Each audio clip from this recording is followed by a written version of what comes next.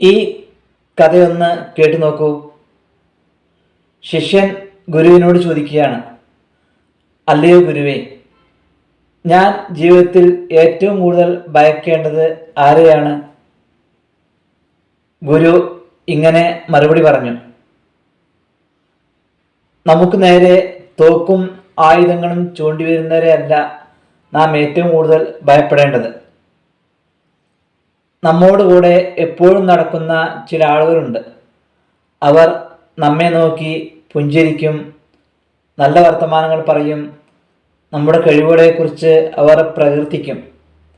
പക്ഷേ നമ്മളൊന്നും മാറി നിന്നാൽ അവർ മറ്റുള്ളവരോട് നമ്മുടെ കുറ്റങ്ങൾ പറയും, നമ്മുടെ കഴിവുകളിനെ കുറിച്ച് പറയും. എപ്പോഴാണോ നമ്മെ പരാജയപ്പെടുത്താൻ അവസരം ലഭിക്കുന്നത് അതും നോക്കി നടക്കുന്ന ചില ആളുകളുണ്ട്. ഇത്തരത്തിലുള്ള ആളുകളെയാണ് നാം കൂടുതൽ ഭയപ്പെടേണ്ടത്.